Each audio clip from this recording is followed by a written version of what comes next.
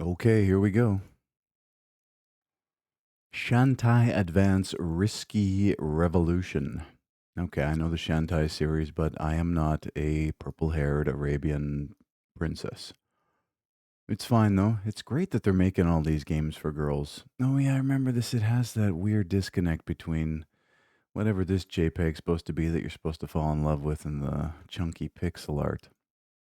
Even the UI's got, isn't, I don't know. Maybe it's an autism thing that I find this so harshly disconnecting the vector-based user interface and the pixel art game presentation. I'm sure it's fine. I'm sure the game is fine. Shandai's adventure comes full circle in this long-lost sequel. What do you mean long? Long? What?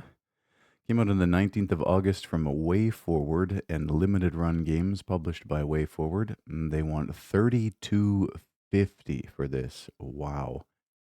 It's a 2D side-scrolling action-adventure game 20 years in the making. How is this 20 years in the making? Discover the lost chapter of the saga fully restored and released after 20 years. Fight and explore using your hair whipping ability, magic items, and belly dance transformations. Spin and shift front yard and backyard playfields to create new routes and solve puzzles.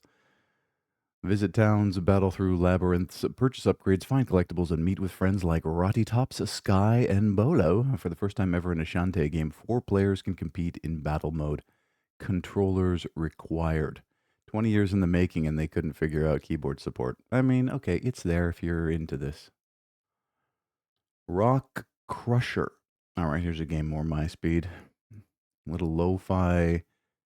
Looks like it's an incremental. Okay. You know, I was watching people playing that, what is it, Dead Rogue, whatever it is, the shooter roguelike, and I was just marveling at how enemy artificial intelligence has not advanced one whit in the indie sphere. And so many games like this are just zombies. They're just zombie games. Like the oppositional forces just kind of come at you and you deal with them in the most straightforward manner possible. And like that rogue game, it's just point and click, point and click, point and click over and over and over again. I mean, a lot of games are like that.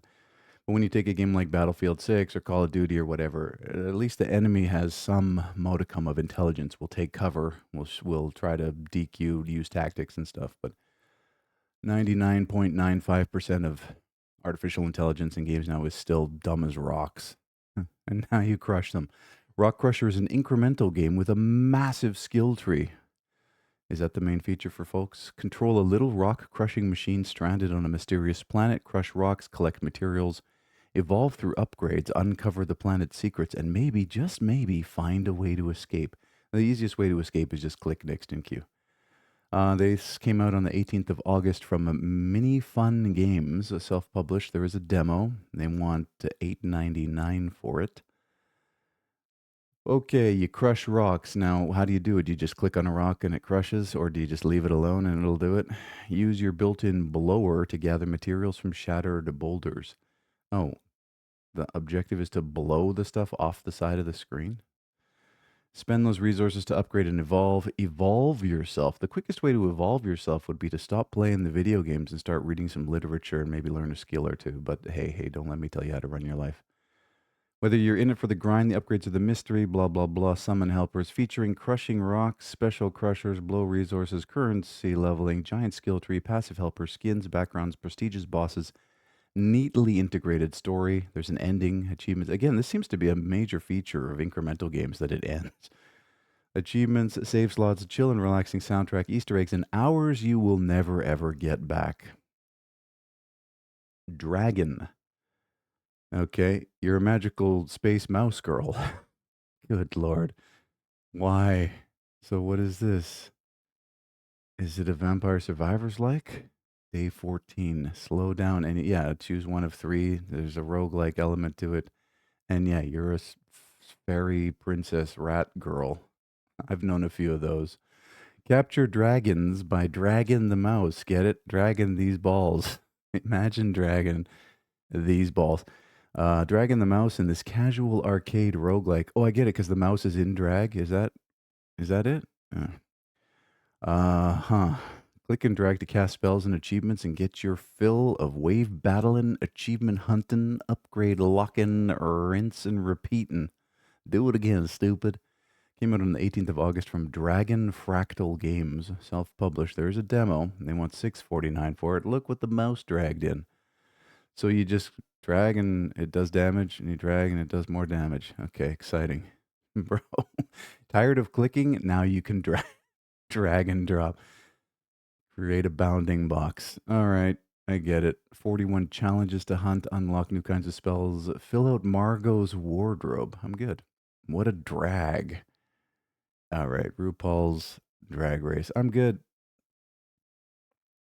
What's this? Oka Yunyumu. Oh my god, what are we even doing with this purple-haired girl with cat ears? It's kind of cute. I like this side of you. Oh god, fall in love with these JPEGs. Every time I look at an image like this, I feel large portions of my brain dissolving.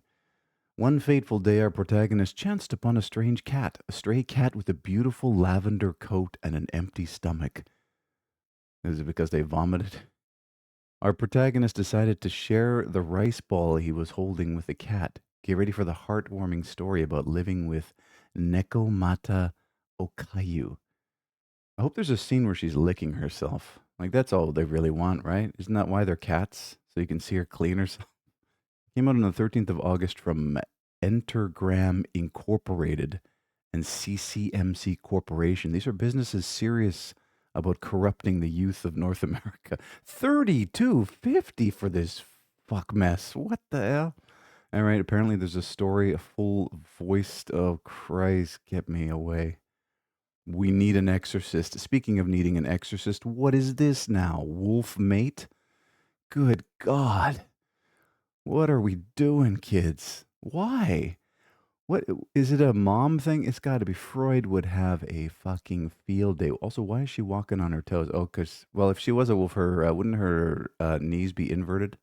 Isn't that how the hind legs work on those animals? I don't know, bro. It's not anatomically correct. Let me tell you that. Oh, Christ. Escape from the locked school by solving puzzles while running away from Freya. Came out on the 18th of August from Itirui. Self-published. They want $8.99 for it. You know, the ears are a major feature. The male gaze. This is not. This is just. There's something seriously wrong with everything. Featuring an attractive character to who? What? Tense and thrilling gameplay, various unlockable skills and cutscenes, 20 different endings.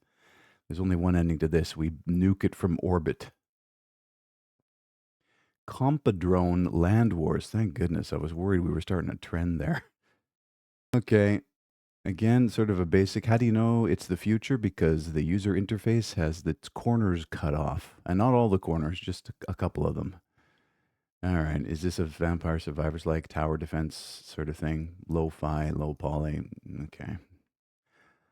Fast-paced roguelite arena shooter with tower defense twists. Good lord, it's like Mad Libs at this point. Just insert 7 genres of your choice and mix them up. You control, but make sure roguelite's in there. It's got to be.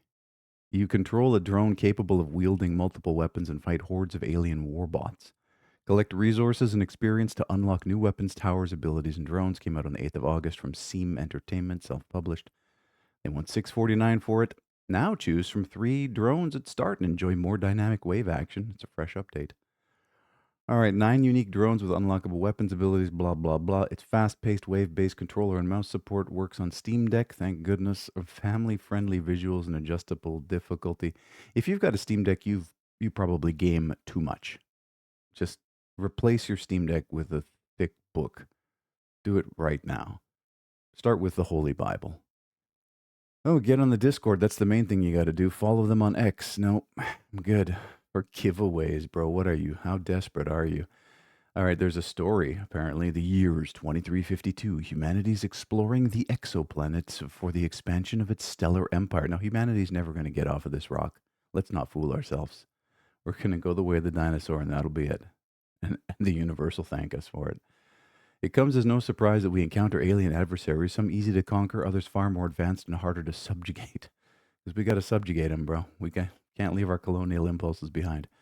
To assist in the conquest, a dedicated fleet of fighter drones called compadrones or compadre drones. Oh, it was the Spanish that ended up going to space. Cool.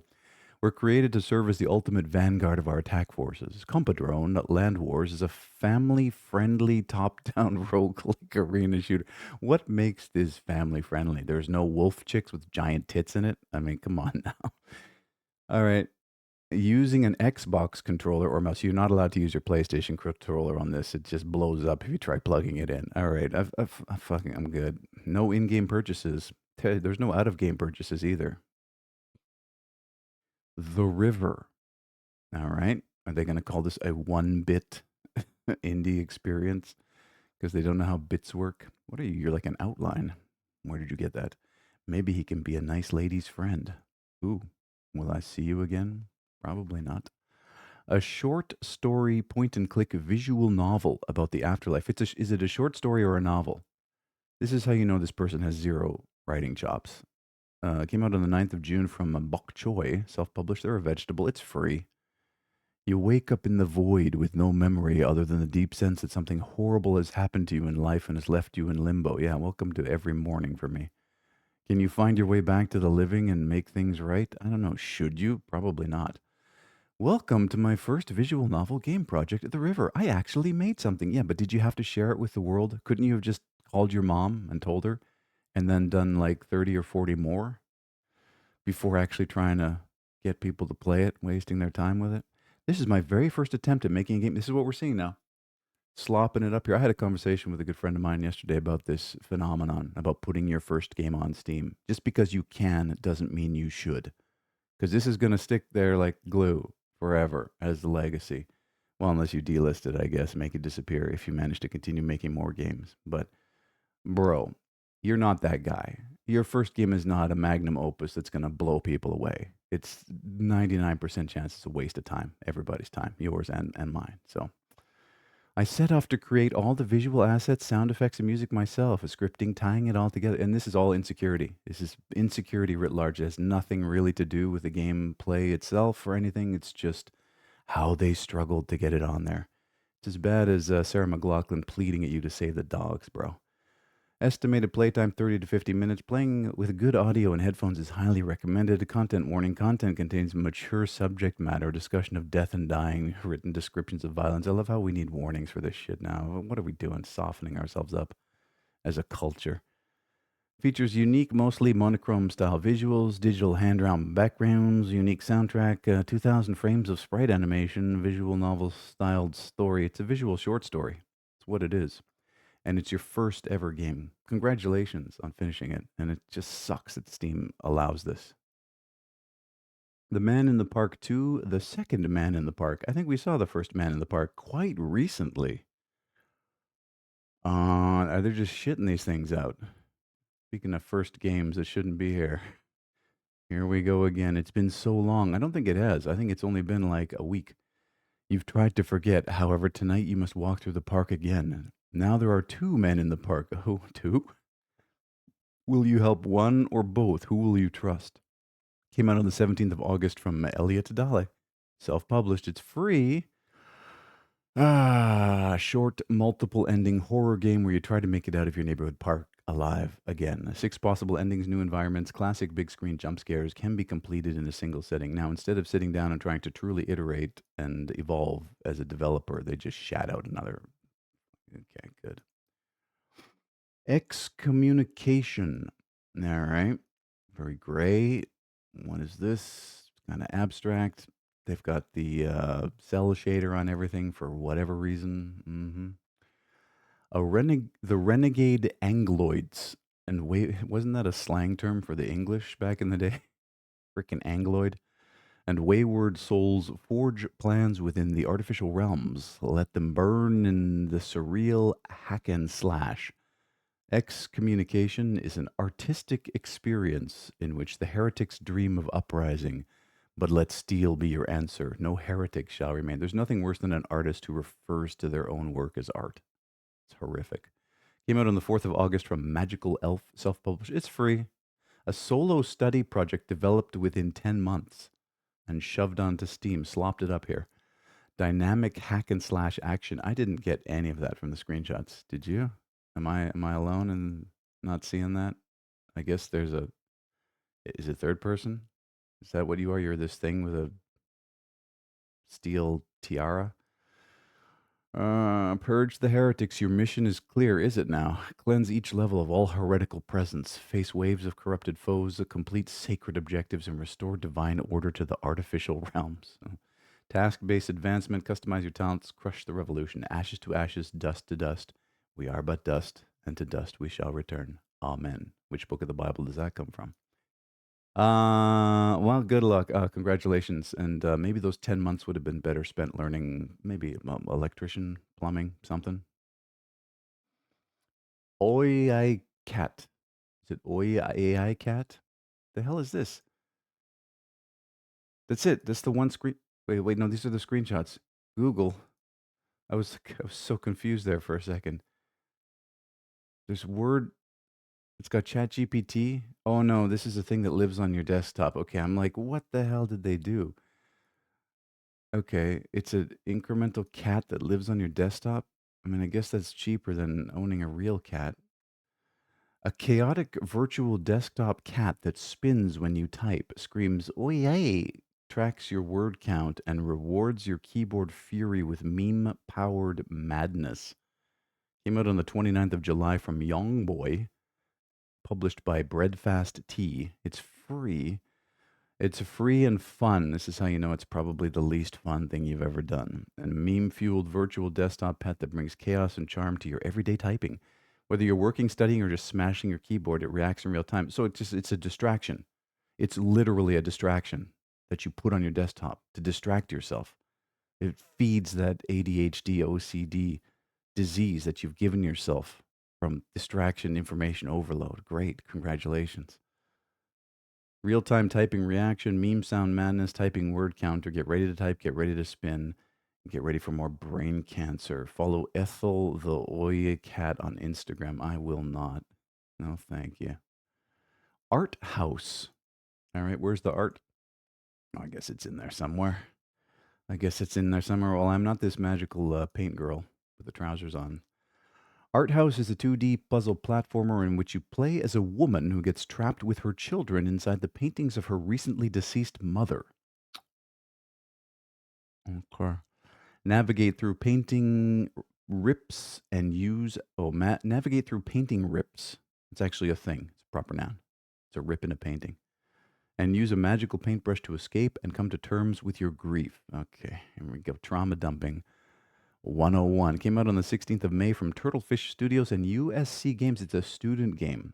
Some professor approved this and was like, yeah, this is going to be great. How many people did you rope into this in your team? In Art House, step into the life of Lisa, mother to Ollie and Zoe, who's struggling to pick up the pieces of her life after the passing of her mother, Betty.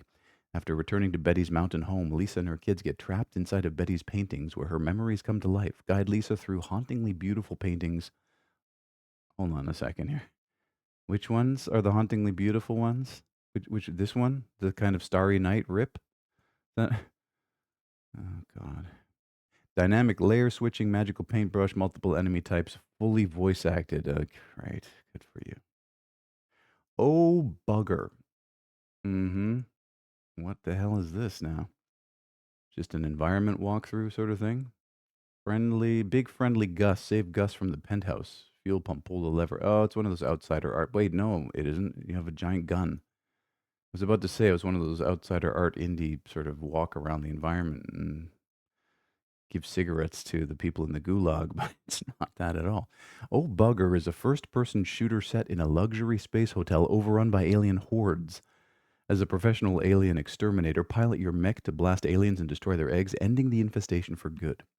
Came out on the 19th of June from Hostile Entertainment. Oh, and the Breda University of Applied Sciences. Another graduation project from Breda. It's free. There's mech combat, customization, retro future, aesthetic, challenging enemy types, endless mode. Yeah, developed by third-year students at Breda University of Applied Sciences. Oh, Bugger delivers intense action, strategic mech customization, and uniquely stylized space environment for an unforgettable gaming experience. They should absolutely credit their professors so we know who's responsible for greenlighting these abominations. It's fine. You did a good job. I hope you get a job. You probably won't and end up regretting all the time and money you spent on game development school. All right. 18,575 games have been viewed. You have yourself a fantastic day.